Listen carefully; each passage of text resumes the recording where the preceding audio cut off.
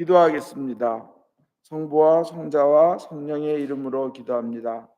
하나님, 이 자리에 오셔서 오직 예수님이 모든 것에 가장 완벽한 답이며 은혜이며 축복임을 저희가 알게 하여 주시옵소서. 예수님 이름 받들어 기도합나이다. 아멘. 편히 앉으십시오. 오늘 세례 요한이 주님을 보고 세상의 죄를 없애시는 하나님의 어린 양이라고 그렇게 표현을 했습니다. 오늘 복음에 보면 그 세상의 죄를 없애시는 하나님의 어린 양, 이 뜻이 무엇인가 우리 한번 생각해 보겠습니다. 그 말은 뭐냐면 완벽한, 우리 인생의 가장 완벽한 정답과 죽은 후에 사후에 완벽한 길도 예수님이란 뜻입니다. 뭐냐?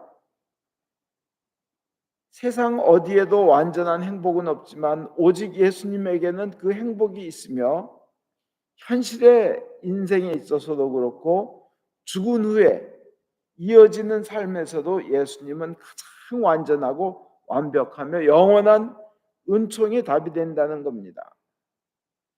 인생이 근심에 가득한 이유는 예수님에게서부터 멀어져서 그렇습니다. 왜냐? 모든 근심, 모든 죄, 그것의 결과는 죽음이며 그 죄와 죽음이 가져다 주는 것들이 병이요, 걱정이요, 염려요, 우리 인생의 한계입니다. 그 죄가 원흉인데 오늘 복음에 보면 죄를 없애시려 오신 하나님의 어린 양이라는 거예요. 그 죄를 없앤다는 얘기는 죽음까지 없앤다는 의미입니다. 정말 주님께서 그럴까요? 우리는 많은 사람들의 간증을 통해서 주님께서 은혜가 되고 인도하시는 것을 많이 봅니다. 제가 한 10여 년, 15년 전쯤에 예를 들었던 그 박순애라는 전도사님이 최근은 어떻게 됐나 알아봤는데, 간단히 말씀드리면 이렇습니다. 그 박순애는 1963년생이에요. 어릴 때 10살도 되지 않아서 아버지가 보통 땐 착한데 술만 먹으면 들어와서 폭행을 하고 식칼을 휘두르고 도끼를 휘두르고 그래요. 그럼 엄마하고 산으로 도망갔습니다. 엄마는 후추였어요. 또 집은 가난했어요. 엄마하고 산으로 도망가고 그러다 엄마가 못 견뎌서 집에서 나갔습니다. 갑자기 10살짜리가 아버지와 남게 되니까 너무 배고프고 가난하고 두렵고, 그래서 쓰레기통을 뒤져서 쌀알이 있으면 그거를 어떻게 주워 먹고, 그 다음에 그 화장터가 있어가지고 그 화장터에 가면 거긴 굴뚝이 있으니까 굴뚝 옆은 따뜻하니까 거기서 자고, 그 다음에 그 돌아가신 분들 고인들을 위해서 음식을 차려놓은 게 있으니까 거기서 몰래 그 음식을 먹고 이렇게 연명을 했습니다. 그리고 자기는 옷이 한 벌밖에 없어가지고 빠를 수가 없었어요. 그 옷에 온몸에 냄새가 났습니다. 사람들은 자기 냄새 난다고 피합니다. 심지어는 애기 좀 봐달라 그래서 애를 봐주면 애들이 등에 오줌을 누는데 그냥 입고 말리는 수밖에 없어요. 왜냐? 옷이 없기 때문에. 그러니까 냄새가 납니다. 사람들이 다 피합니다. 근데 교회 주일학교 선생님만큼은 따뜻하게 안아주었다고 합니다. 그러면서 그 품이 얼마나 평안한지 자기는 느꼈고, 자기를 때로 머리를 빗겨주면 이가, 진짜 한국말로 서말, 이가 막 나오고 온몸에서 그러던 때였는데요. 너무나 배고팠는데 그 선생님이 늘 그러는 거예요. 예수님만큼은 누구보다 널 사랑하신다. 예수님만큼은 누구보다 너를 사랑하신다. 그래서 그 말을 먹고 교회를 나갔는데 그 선생님이 너 배고프면 언제든지 우리 집으로 와. 참 배가 고파서 그 집에 여러 번 갔다가 그냥 멀리서 이렇게 되돌아오고 그랬다고 합니다. 차마 밥 달라고 들어갈 수가 없어서. 그 와중에 그는 또 가까운 친척한테 성폭행을 당합니다.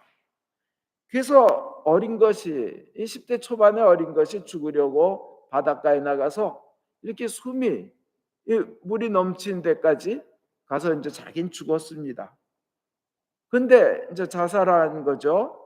근데 눈을 떠보니까 바닷가 모래밭에 자기가 밀려와 있고 이제 바다 그 해초에 해초가 자기를 감고 있고 뭐 이런 거예요. 그래서 정말 그때 입에서 나오는 말은 하나님 살기 싫어요. 정말 살기 싫어요. 정말 살기 너무 싫어요. 그리고 그는 죽으려고 여러 번 마음을 먹고 또 자기를 성폭해 한 사람을 친척인데 정말 죽이려고 계획도 세웠었다고 합니다. 그러다가 그 주일학교 선생님이 어떤 상황에서도 예수님만큼은 누구보다 너를 사랑하니까 그 예수님을 믿으면 인생의 앞날이 펴질 거라는 그걸 믿고 기왕 예수 믿을 바에 그럼 한번 성경을 읽어보자고 어린 마음에 성경을 쓰기 시작했다고 합니다. 그러면서 그 한국의 그 4H 구락부라고 있죠. 4H 구락부, 4H 클럽. 농촌에 가면 이렇게 막 개발하고 봉사하고 그러는데 거기에 들어서 열심히 시골 처녀가 농사 짓는 걸 돕고 또 봉사를 하고 하니까 청송 지역에서 회장이 된 거예요. 18살에. 그 다음에는 경북 전체에서 4H 클럽 회장이 됩니다. 그러니까 청송의 군수가 그 젊은 아가씨가 처녀가 열심히 농촌에서 봉사하는 걸 보고 이 청송교도소에 와서 너의 삶을 소개해 주지 않겠니 그랬어요. 그 청송교도소는 한국에서 제일 무서운 데입니다. 제일 무서운 데예요. 하여튼 모든 교도소 중에 제일 무서운 데래요. 거기 가서 그 얘기를 듣고 그 어린 나이에 20살짜리가 가서 자기가 어떻게 살아왔는지를 다 울면서 그러면서 나는 하나님 앞으로 가까이 와서 하나님의 인도하심으로 살고 있다고 울면서 자기의 삶을 얘기했더니 거기에 있던 맨 처음에 여자 그 교도소에 계신 여자 죄수들이 그렇게 울고 회개를 하고 또 힘을 얻고 새 삶을 살아보려고 하고 나 같은 사람도 살려고 하는데 그 막 이제 이렇게 간증을 한 거죠.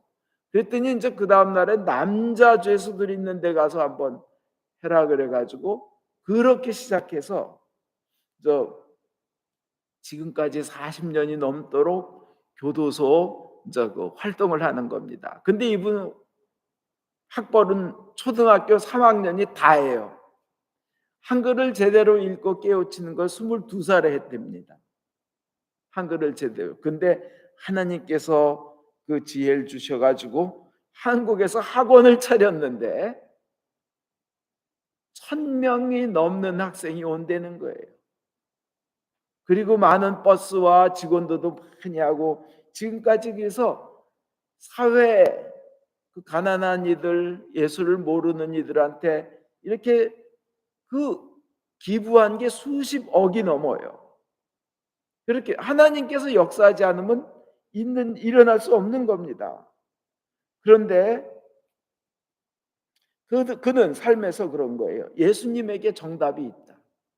예수님께 기도하고 매달렸더니 나처럼 그렇게 그 찢어진 인생 하나님께서 일으켜 세워주셨다 해가지고 최근에는 나라에서 주는 정부의 그 국민 표창을 받았습니다. 국민 훈장. 정확하게 말하면 국민 포장이죠. 그리고 뭐 법무부 장관상부터 해가지고 하는 그리고 TV다 라디오다 무슨 이런 데는 그 역경의 열매다 뭐다 안 나간 데가 없어요. 뭐 새롭게 하소서다. 근데 이분이 이제 한 가지 기적을 소개하는데 자기가 섬기는 교회가 돈이 없어서 쫓겨나게 됐대요. 건물에서. 그래가지고 이제 사람들은 돈 많은 사람들을 생각하며 기도하는데 자기는 혼자 가난하게 살면서 산속에서 다 쓰러져 가지고 그냥 황토벽집이에요. 비 오면 지붕에서 그 물이 떨어지면 그 양재기 갖다가 받치고 그러는 집에 살면서도 그냥 하나님 교회 살려주세요. 하나님 돈 좀 많이 주세요. 이렇게 기도했다고 합니다. 하나님께 직접 기도를 한 거예요. 사람, 돈 많은 사람 생각하지 않고. 그랬는데 길 지나가는데 어떤 사람이, 처음 보는 사람이 그러더래요.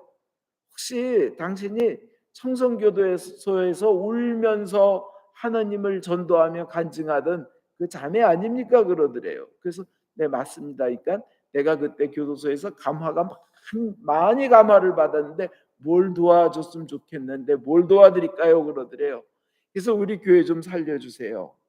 교회가 문을 닫게 되었습니다. 그러니까 돈이 얼마나 필요한데요. 그래서 많이 필요합니다. 그랬더니 수표로 드릴까요? 돈으로 드릴까요? 그러더라는 거예요. 그래서 수표를 본 적이 없어서 돈으로, 현금으로, 캐시로 달라 그랬답니다.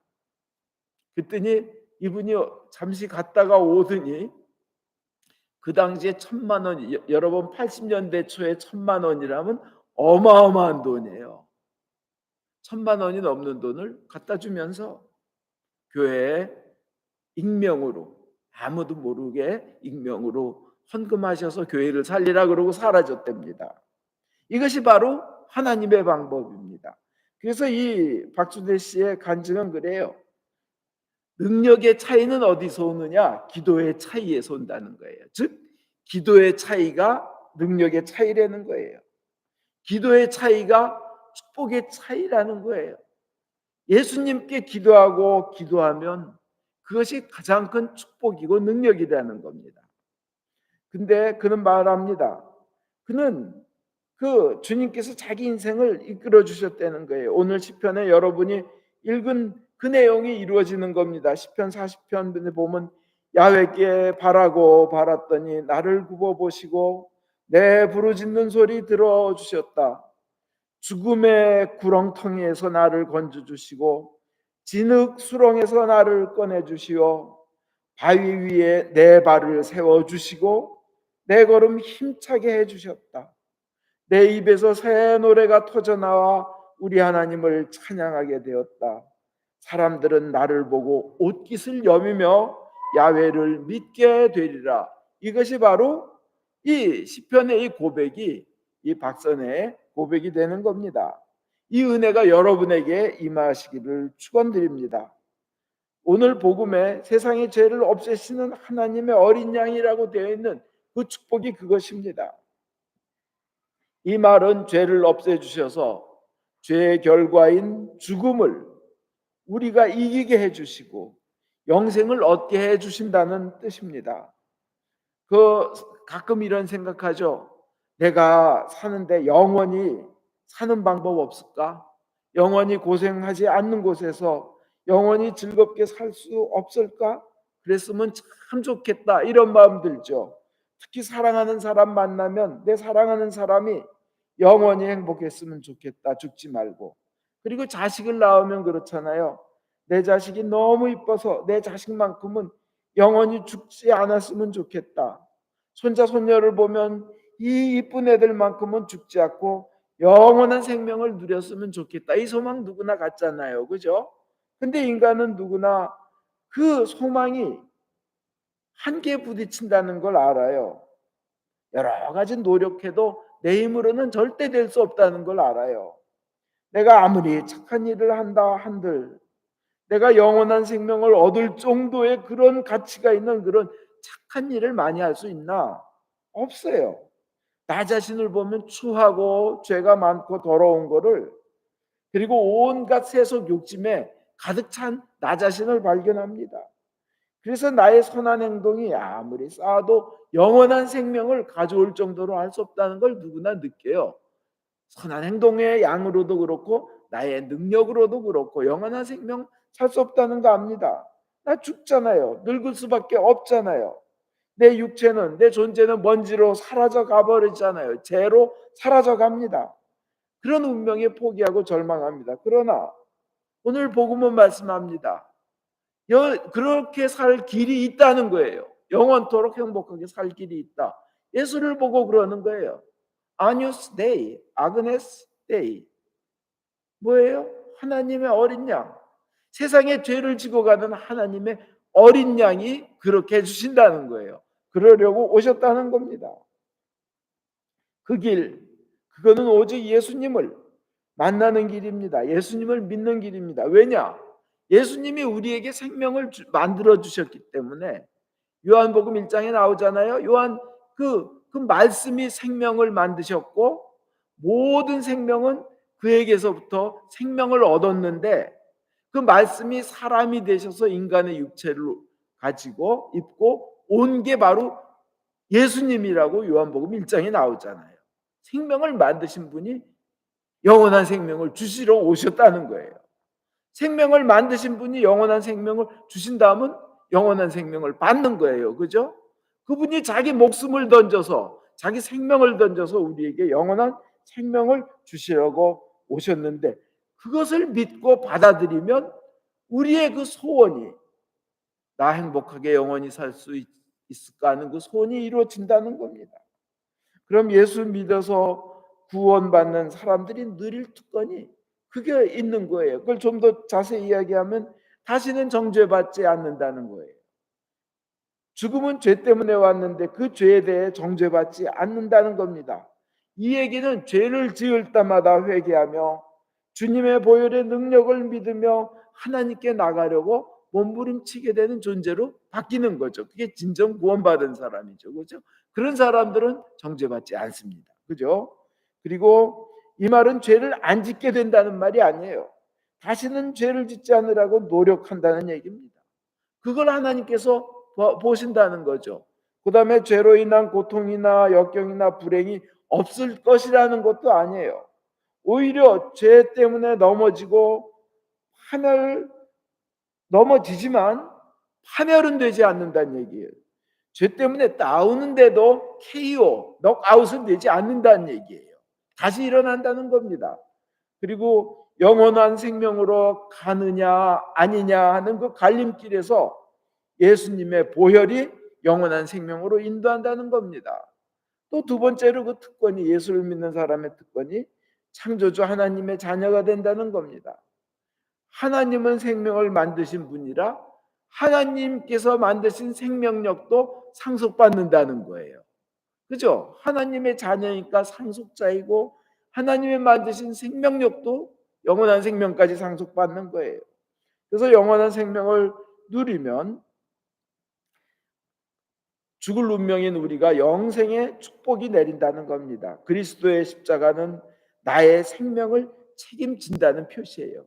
예수의 십자가는 그 믿으면 예수님께서 너의 생명을 내가 영원토록 책임지겠다 하는 표시가 그리스도의 십자가입니다.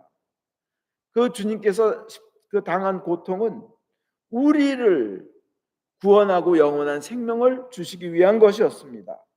그러므로서 죽음을, 사망의 권세를 완전히 이겨버린다는 겁니다.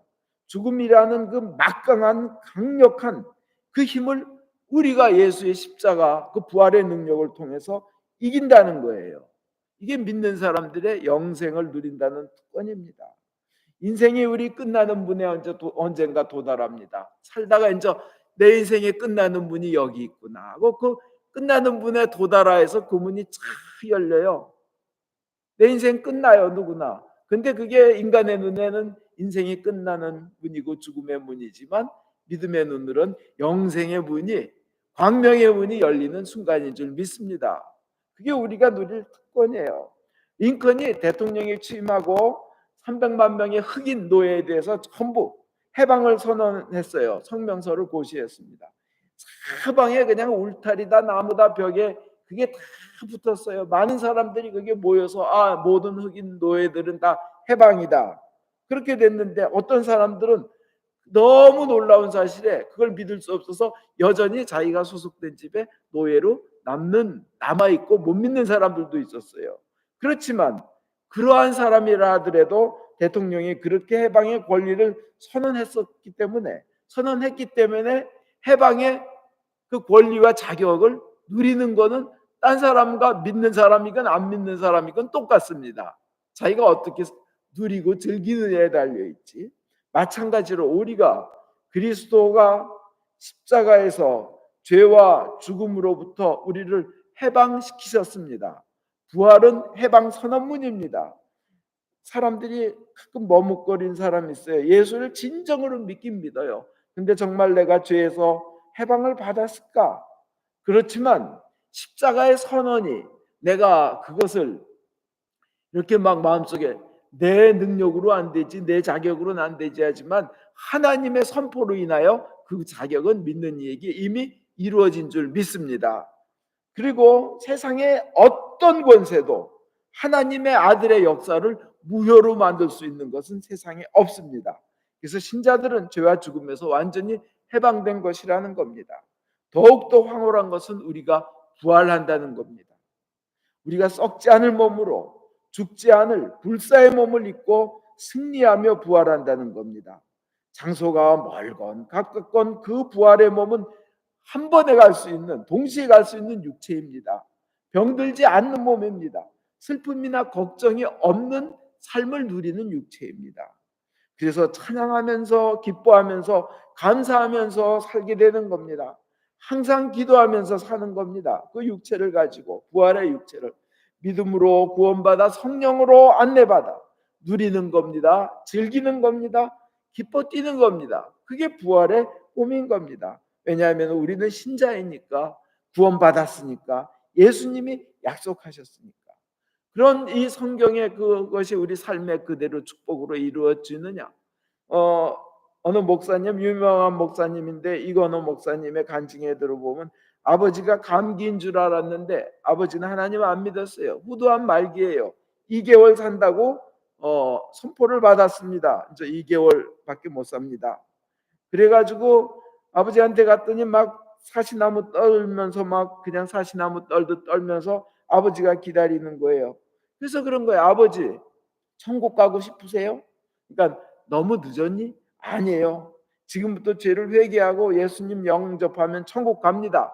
그래서 병실복도에서 그냥 회개를 하고 영접 기도를 했어요. 그러면서 아들 목사님이 그랬어요. 천국에 가려면 하나님과 면식을 좀 터야 되지 않겠어요? 좀 얼굴 알고 지내야 되지 않겠어요?